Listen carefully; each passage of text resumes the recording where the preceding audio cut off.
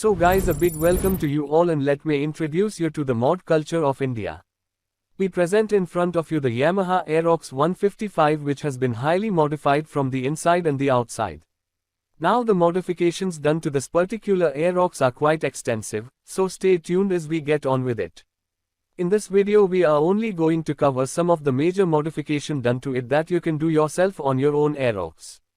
There are many small detailed modifications done to it, but covering them all will make this video too long, which we do not want to do.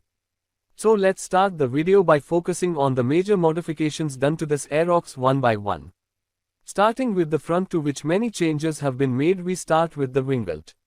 The winglet, even though being the smallest modification done, has actually given this Aerox a complete new look that really makes it stand out, and we have matched with its body colors in such a way which then appears to be like it's a part of the body and not a separate part altogether. The first major change that we have done to the Aerox is that Aerox comes with 20-watt stock LED panels, which we have been upgraded with a 60-volt LED panel. So basically all users complaining about Aerox having a low visibility can go for this option, as now you can see it is giving 3 times the brightness it was giving as compared to before. On your pop-up screen in the right you can see the difference it has made by just doing this small change. The next change done is that we have changed the front indicator assembly to the JPA LED indicators. So basically how it works is that the drell of the indicators will sync with your headlights dials, and on giving the respective left or right indicators the drell will switch to amber colored indicator LED. And if on installing the hazard switch, all indicators will blink at the same time. The next change that we have done is that we have changed stock visor to this particular visor. Now this visor is a direct replacement to your stock visor and does not require any modifications, and it also does not help with the wind blast or change the driving dynamics of the Aerox. It is just an aesthetic change. But there is certainly an option to change the complete front look of the Aerox by installing the full big visor with bracket, as you can see in the pop-up window. This particular visor will definitely help you with the wind blast, and it has zero vibrations and does not have any rattling sound on rough patches. It is very easy to install and definitely give the Aerox a very prominent look, thus similar to the Yamaha R3. Next mod that we have done is we have fitted with the RCB bar end mirrors, which are anti-glare, and these particular mirrors are universal and can be fitted on any bike or scooter, and they also can be installed in any direction, that is upward or downward. Now because this particular Aerox is fitted with a real disc setup, which we will cover in the latter part of the video, so a lot of changes have been done to the front as well. The changes made as follows. We have changed the brake levers to the RCBA Plus levers. The front and the rear master cylinders have been changed to the RCBA2. The front brake hose has also upgraded to HAL brake hose. Besides that, we have installed a plug-and-play pass light switch. For more information about all these products you have to watch the other video that we have posted before. The best change done to this Aerox is that we have installed it with the KTC upside down or USD forks. We call it the best change because after changing the front forks it will feel like you are driving a completely new bike altogether. Besides this, we have upgraded the disc to the made in Japan 265mm disc rotor and ARCB2 piston caliper. We have also put the ARM glass hole plugs. We have installed a fuel injector optimizer which helps in better performance of your ride. Now if you wish to know anything in detail about any particular part, you can always ask us in the comments section. Now let's focus on the performance upgrades done to this Aerox in terms of the CVT upgrades. From the outer, it has been installed with the transparent CVT cover, from where you can see the rotation of your CVT, and you can also illuminate the cover if you want to. But from the inside the changes are quite substantial. Starting with the first major change is that we have changed the primary sheave, or in other words the variator, to the TDR CVT pulley set. Then after that we have changed the rollers to 11-gram TDR Teflon black rollers. Next we have also changed the gears. The gears that we have used are TDR Racing, yes, and along with that we have changed the CVT belt to TDR Kevlar coated belt. Along with that we also changed the stock clutch to TDR Racing clutch and housing. The secondary sheave has also been changed again to TDR Racing.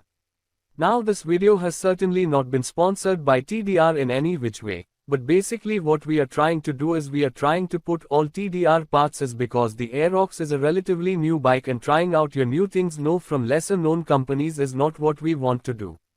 The next change is a very simple change, and that is we have put the smoke filter cover and we have put up stock replacement BMC filter for better air intake. Okay, let me make it one thing clear that BMC filter is not going to give you a performance boost until you have changed to a full system exhaust or have added a fuel injector optimizer. Coming to the most important change of all is the rear suspension, that we have switched to the KTC Extreme suspension.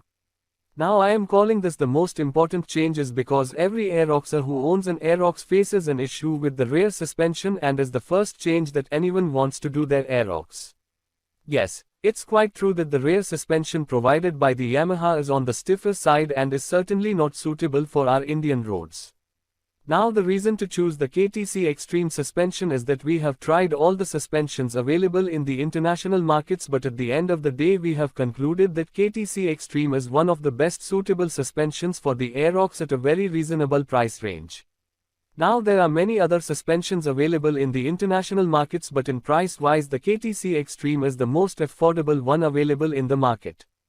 The particular reason why we are suggesting that the KTC Extreme is good is because it is one of the only few suspensions that come with all three settings required in a good suspension, which are preload, rebound and compression. Although if you see in the rear you won't see many changes, but after the video was completed we had switched to a mono-shock suspension along with JPA tail and side running lights and had also changed the underbelly of this Aerox. This Aerox has been fitted with the full system aftermarket exhaust from K-Race. Here's the exhaust note of it. We were looking for a nice deep sound with good performance, and after checking them all we went for the K-Race full exhaust system. As you can see, it comes with a carbon cover, but the carbon cover you see is not a carbon fiber deep, but it's made of original carbon fiber. We have installed a lot of small accessories like the ARM dual tone radiator grille, silicone braided radiator hose pipes, a TDR radiator fan, a KTC ignition coil in a KTC spark plug adapter and a 3-point KTC spark plug. Other small changes done are like the ARM dipstick engine oil cap, the radiator cap and gear oil cap, and a lot of other small upgrades. Now one of the major changes done to the Aerox are the rims. And the reason to do that is that the rear rim does not have the provision to set up a rear disc, and hence both the rims have been changed. The rear rim has the mounts to attach the disc, and hence we have mounted a 230mm TDR disc along with the RCB 2-piston caliper and the steel braided RCB brake hose and along with the RCB master cylinder.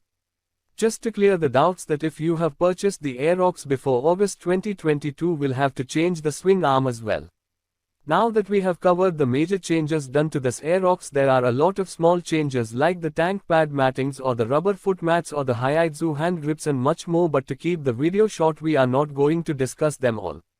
So that's it guys. If you have stayed till the end of this video, then thank you all for watching this video and hope you guys liked it. Your comments are most welcome, so please do if you wish to. It is an attempt to make one of the most modified and one of the fastest Aerox. Yes, the dyno run is still pending and we are hoping to get it done soon, but thank you again so much for watching this video and we hope that this video will help you in deciding what changes you want to do to your Aerox.